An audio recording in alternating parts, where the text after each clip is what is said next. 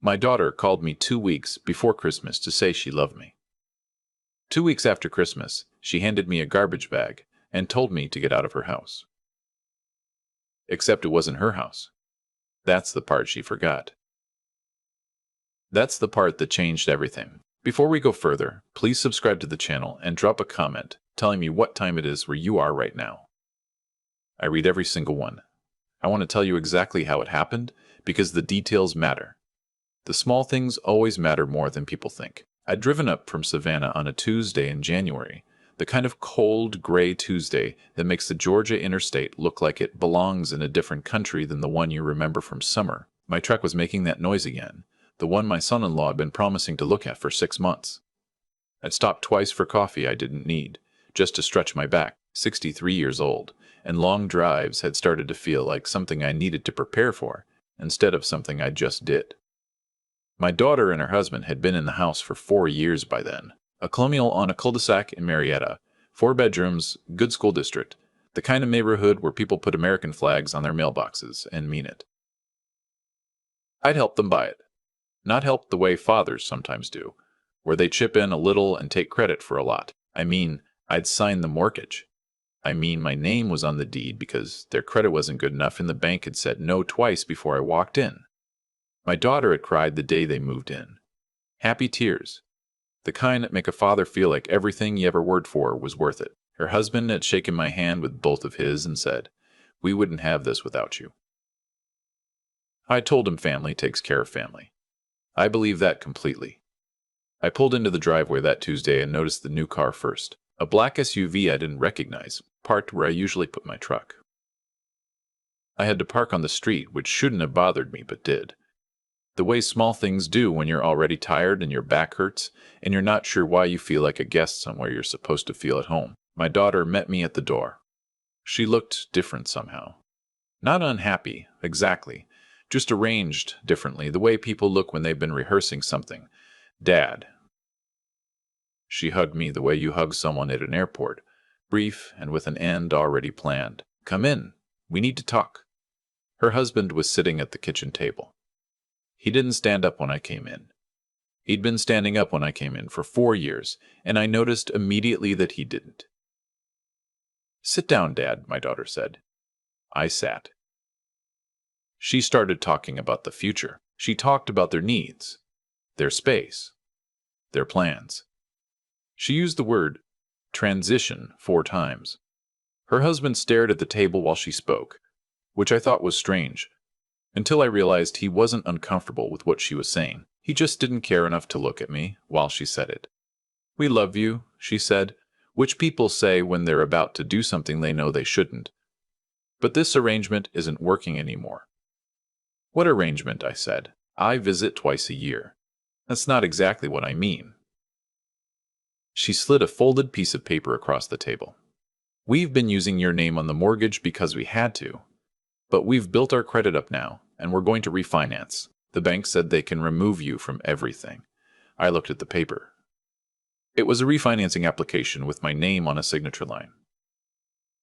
"Once you sign this, the house will be fully ours." She said it the way people announce good news. "You won't have any obligation anymore. Isn't that a relief?" I looked at my son-in-law. He was studying a scratch on the kitchen table with tremendous focus. "And where do I fit into this?" I asked. She looked surprised by the question, which told me everything. She'd scripted the conversation all the way through my signing the paper. She hadn't scripted what came after, because she hadn't imagined I'd ask. "You fit in as our father," she said. "This is just about the paperwork. I didn't sign anything that day. I told her I needed to think about it. She said, of course, no pressure," which is what people say when they mean the opposite. I stayed for dinner. Nobody talked much. I drove to a Marriott on the 75 and sat on the edge of a hotel bed and looked at my hands for a long time. My wife had died 4 years before that dinner. Ovarian cancer, 14 months from diagnosis to the end. We'd had 31 years together, which people always say isn't enough. And they're right, it isn't. But what I can tell you from the other side of it is that 31 good years is more than most people get. and I tried to hold on to that. After she passed, the house in Savannah felt like a museum of everything I'd lost. I'd started driving up to Marietta more often, spending long weekends, helping with small repairs, watching my grandchildren grow. I told myself it was for them. It was probably for me. What I hadn't told myself, because I didn't want to see it, was that my usefulness had a shelf life, that the man they needed to sign the mortgage wasn't the same as the man they wanted sitting in their kitchen every few months, taking up space in their guest room, messing with the thermostat, being old in their house. I flew home to Savannah and called my accountant, old man named Harold, who'd been doing my taxes since Reagan. I told him I was thinking about refinancing my name off a mortgage and asked him if there was anything I should know before I signed. He asked me whose name was on the deed. I said mine. He was quiet for a moment. Just yours and my daughter and son-in-law. As co-owners or as residents? I told him I didn't know exactly. I told him I had the paperwork from 4 years ago in a file cabinet in my office. Find it, Harold said. Read it before you sign a single thing. I found it that night. It took me 2 hours because I hadn't touched the file cabinet since my wife's medical paperwork had filled it up. And opening those drawers still felt like pressing on a bruise. But I found the mortgage documents and the deed, and I sat at my kitchen table under the one light that still worked, and I read every page. My name was listed as primary borrower. My daughter and son-in-law were listed as co-borrowers with significantly limited equity rights during the mortgage period, a clause that had been included at the bank's insistence when they'd flagged the couple's income-to-debt ratio. The deed listed all 3 of our names, but with a note from the title company clarifying that majority ownership interest resided with the primary borrower until the loan was satisfied. I was the primary borrower. The loan was not yet satisfied. There were 11 months of payments remaining. I read the whole thing twice. Then I read the deed again. Then I called Harold back even though it was almost 11 at night, and he answered because Harold is the kind of man who answers his phone. What does this mean? I asked him. He was quiet for a long moment. It means you own that house, he said, or at least the controlling interest in it. Until that mortgage is paid off and those terms are renegotiated, your daughter and son-in-law are living in a house that is legally, substantially, yours. I sat there in my kitchen in Savannah at 11 o'clock at night, and I thought about my daughter sliding that paper across the table with a smile on her face, asking me to sign away the thing I didn't know I had. I thought about the new black SUV in my parking spot. I thought about her husband not standing up when I walked in. I said goodnight to Harold, and I went to bed, and I didn't sleep much. I didn't call my daughter the next day, or the day after that. She called me twice, and I let it go to voicemail. Her messages were cheerful and vague, the kind of messages that pretend a conversation didn't happen. Just checking in, Dad. Hope the drive home was okay. Call me when you get a chance. Nothing about the paper. Nothing about the refinancing. Like she was waiting for me to come back with a pen. I had a different errand to run first. The attorney's name was Grayson. Patricia Grayson, family and property law, downtown Savannah, 3rd floor of an old building on Drayton Street that smelled like coffee and wood polish. Her assistant told me she had a cancellation on Thursday, and I took it. I brought everything. The mortgage documents, the deed, the title company paperwork, 4 years of property tax statements that had arrived in my name, and that I'd been forwarding to my daughter because I assumed they were hers to deal with. I spread them across Patricia Grayson's desk, and I told her the whole story from the beginning. She listened without interrupting, which I appreciated. When I finished, she picked up the deed and read it the way lawyers read things, slowly and with her lips almost moving. "Mr. Caldwell," she said, "do you understand what you have here?" I told her I was beginning to. She explained it clearly, the way good lawyers do when they respect the person they're talking to. The controlling interest clause, the payment history in my name, the tax records, the original loan documentation, all of it pointing in the same direction. I had not co-signed my daughter into ownership. I had purchased a house, and my daughter and son-in-law had been living in it. They could pursue co-ownership arguments based on their residency and contribution to maintenance, she said. But the primary mortgage and the deed language make those arguments weak. If this went to a judge, I believe you would prevail. What are my options? I asked. She laid them out. I could demand they vacate. I could begin formal eviction. I could sell. I could negotiate a market rate rental arrangement. Or I could sign the refinancing paper and let them have it, which was still my choice to make. I thanked her for her time, and I drove home, and I sat on my back porch and watched the Savannah evening come in. Slow and soft, the way it does in January, when the weather hasn't decided yet what it wants to be. My wife would have known what to do. She always knew. She would have sat across from me at the same table, and she would have asked me one question, the way she always did when I was tangled up in something. She would have asked, "What do you actually want?" What I wanted was for my daughter to have called me in the weeks after she asked me to sign that paper.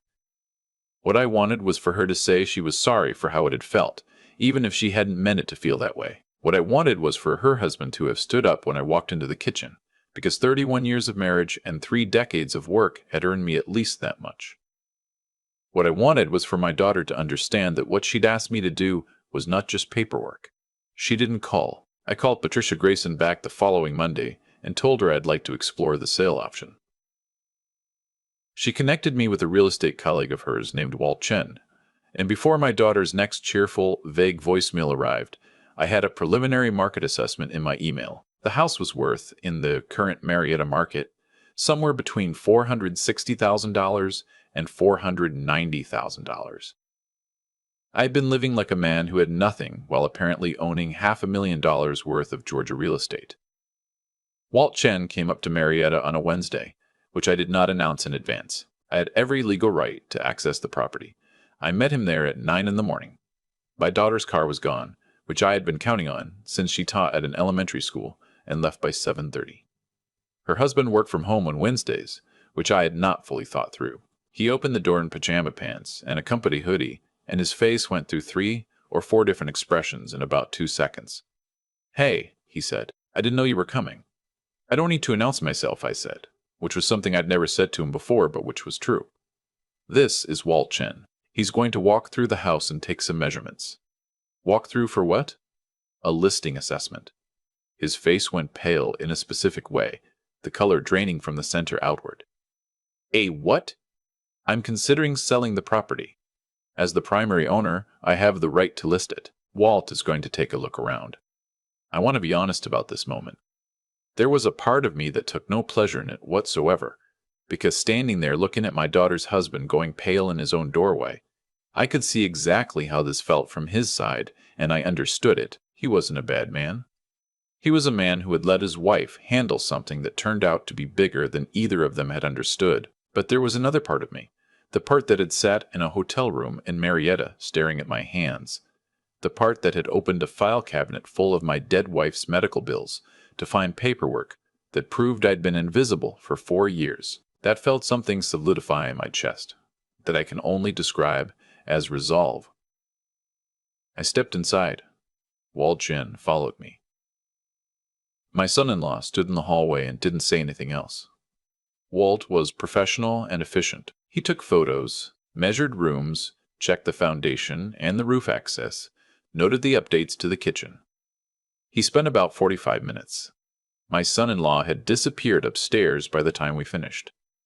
I could hear him on the phone up there, his voice low and urgent. Walt and I sat in my truck in the driveway afterward, and he told me what he thought it could realistically sell for, and how quickly, given the spring market coming up.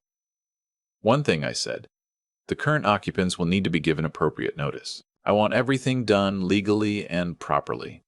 "Of course," Walt said, "Georgia law requires 60 days for occupants without a formal lease. Given your ownership position, that should be straightforward." I told him to proceed with the listing preparation. He said he'd have everything ready within the week. My daughter called 17 times that afternoon. I know because I counted. I let all 17 go to voicemail. Her messages changed as the day went on. The first few were confused and a little sharp, asking me to explain what was going on, who that man was, why I hadn't said I was coming. By early evening, the messages had shifted, softer and more careful. By the last one, about 9 o'clock, she sounded the way she'd sounded at 14, when she'd broken something and was trying to figure out how to tell me. Dad, please call me back. I just need to understand what's happening. I love you. Please call me. I listened to that one 3 times. I didn't call back. The listing went live on a Thursday morning, 10 days later. Walt had done good work, professional photos, accurate description, priced at $472,000, based on a comparative market analysis. By Friday, he had 4 showing requests. By the following Tuesday, there were 2 serious offers. I was in Hilton Head by then. Not hiding exactly. Not running. I'd rented the small place on the water for 2 weeks because I hadn't taken a real vacation since my wife got sick, and I'd earned it. And because I needed to be somewhere that wasn't Savannah or Marietta while things moved forward. My daughter found out about the listing the day it went live. Of course she did. Zillow exists. Neighbors talk. By Friday, her calls had stopped, which worried me more than the calls had. And then Saturday morning, I woke up to a text that just said, "Dad, we have nowhere to go." I sat with that text for a long time. Nowhere to go. I thought about a hotel on the 75 in January. I thought about a file cabinet full of medical bills. I thought about 31 years of marriage and a woman who would have known what to do. I thought about the way my daughter had slid that paper across the table like it was a formality, like my name had just been a placeholder, like the 4 years of property taxes and mortgage payments, and the entire life I'd rebuilt after the worst loss I'd ever suffered had been a kind of service I'd performed and was now relieved of. I texted back, "There are options. Talk to the buyers when they close. Some buyers considered tenant arrangements." She didn't respond to that. The first offer came in at $468,000, contingent on a 30-day close. Walt thought we could do better, and he was right. The second came in at $475,500. Buyers who were pre-approved, motivated, and had written a letter about their 3 kids and how much they wanted a house in that school district. I accepted the second offer. My daughter called 43 times over the course of the following week. My son-in-law called 11 times. I answered none of them. I was not angry. I want to be clear about that, because anger was not what I felt. What I felt was something quieter and more durable than anger. A kind of clarity that comes from finally seeing a situation as it actually is, instead of as you preferred it to be. I called my daughter once from Hilton Head on a Sunday evening when the sun was going down over the water, and the light had turned everything gold. She answered before the first ring finished. "Dad." Her voice broke immediately. "Dad, please." "I'm listening," I said. She talked for a long time. She talked about the stress of the past few years, about feeling like the house was never fully theirs, about conversations with her husband about wanting to stand on their own. She talked about meaning well. She talked about not thinking through how it would feel. She cried, which was real. I know my daughter's crying, and it was real.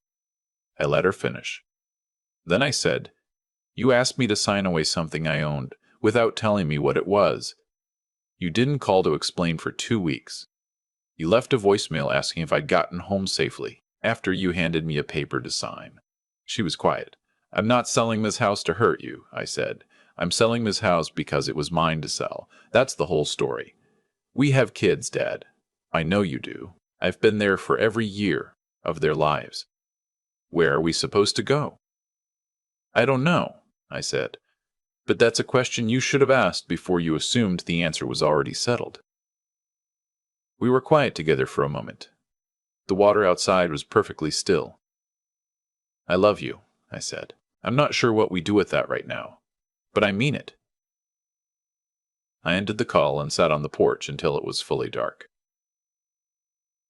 The closing happened on the 1st of March, in a title company conference room in Marietta, with beige walls and a tray of store-bought cookies nobody touched. The new owners were a couple in their mid-30s with a 4-year-old who'd apparently fallen in love with the backyard. They shook my hand warmly. The wife said, "We can't thank you enough for accepting our offer." "Take care of it," I said. The check was for $475,500 minus fees, and the final mortgage settlement, which left me with just over $390,000. I sat in my truck in the parking lot after and held the bank envelope for a while without opening it. My daughter had moved her family to her mother-in-law's house in Kennesaw 3 weeks before the closing. I knew because she texted me the address, not asking for anything, just sending it, like she wanted me to know where they were. I sent her a text that night from the parking lot. I've set aside funds for the kids' college. It's in an account in all 3 of their names. They'll have access when they're 18. That doesn't change. She didn't respond for 2 days. When she did, she wrote, "Thank you, Dad. I'm sorry. I think I'm just starting to understand how sorry." I read that text 4 times. Then I drove back to Savannah. Spring was coming in by the time I got home, the azaleas starting along the highway. That particular smell that meant Georgia was waking up again. I pulled into my driveway and sat for a moment looking at the house where I'd raised my daughter, where my wife had kept a garden, where I'd come back to after the worst 4 years of my life and found it waiting exactly as I'd left it. I'd spent 4 years feeling like I had nothing. Turned out I had more than I'd known. The trick is that sometimes the people who love you aren't the ones who can see it, and sometimes the people who take from you aren't the ones who understand what they've taken. My daughter calls on Sundays now. Not every Sunday, but most. We're finding our way back to something.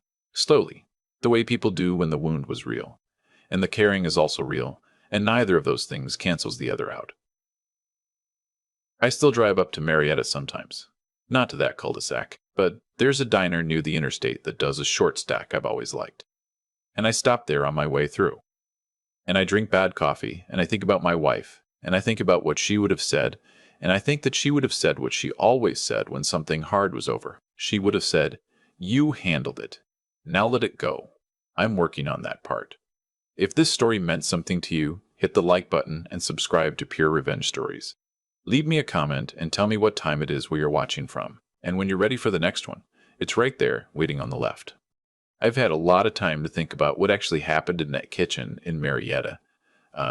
Not the paperwork, not the legal mechanics of it, but the human thing underneath all of it. My daughter didn't wake up one morning and decide to betray her father. That's not how these things work. What she did was something quieter, and in some ways harder to reckon with. She stopped seeing me, not all at once. Gradually, the way a room gets darker when the sun moves, and you don't notice until you reach for a light switch. That's what I keep coming back to.